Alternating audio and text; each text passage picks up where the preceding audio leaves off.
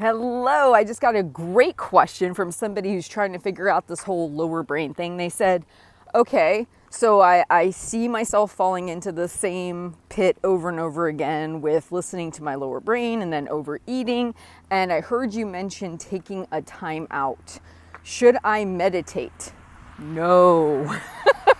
Hear me say this, no. So the thinking that's going on. So first off, with meditation, some people find it really helpful and a useful tool, and that is fantastic. My experience is that a chitty chatty mind about food, about stress, about whatever's going on is very hard to get to silence.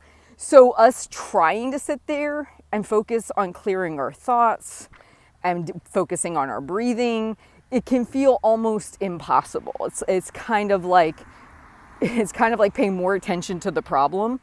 So what I actually encourage people to do when their mind is kind of going off or they're feeling that urge, they say you don't even know you're having the thoughts, right? You feel the urge, or you see yourself walking to the kitchen. By the way, this is why I'm big on Post-it notes, if I haven't mentioned that before.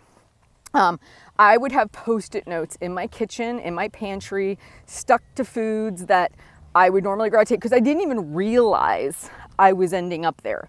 Like, I didn't pay attention to the thinking that was going on as much as I had this feeling that I wanted to go eat something, right? Because I wasn't feeling good. So I didn't know what thoughts were creating that problem. I just knew how I felt, and I knew that it resulted in me eating. So the thing that I did was I would put Post-it notes up, and it would just simply tell me to go do something else. Like, hey, go fold a load of laundry, or hey, go, get your Christmas cards ordered, things like that. Or I'd have a master list that says, go check your list, because what I needed to do is almost be pulled out of the trance-like state I was in, where I was just standing up, walking to the kitchen, looking for food. And those Post-it notes would kind of redirect me, because what I had to do is go do something. So you're stuck up in your head, you're stuck with these weird thoughts and feelings. Focusing more on them, in my opinion, is actually problematic. You starting to focus on something else is where you let go of the urge. It's where the urge kind of falls away. So example, if I'm feeling it, I'll see myself still walk to the kitchen. And then I'll go, oh, let me go sit down for 10 minutes and work on my puzzle. Sure enough, if I'm listening to some music, I'm working on my puzzle, I'm having a good time, often I totally will forget that just 10 or 15 minutes ago, I was trying to go to the pantry to eat some food, right? So it does work, because what it does, and some people might need way more than 10 minutes. Other people, 10 minutes might be sufficient. I have one client, she had to reset her timer 2-3 times, and she finally noticed the thoughts, the urges went away.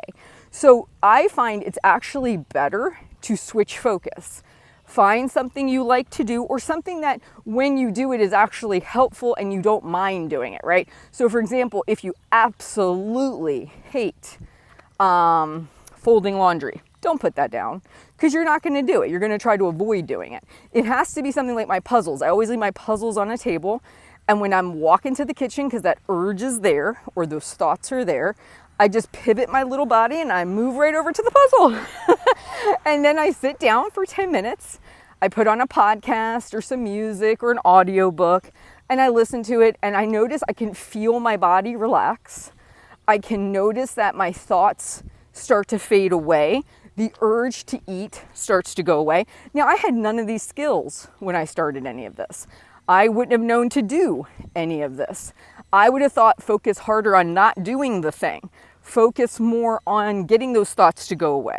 That actually I find is not helpful. I find it's much more helpful for you to begin to actually almost like distract from your lower brain, so you have a much better chance at saying no to the food.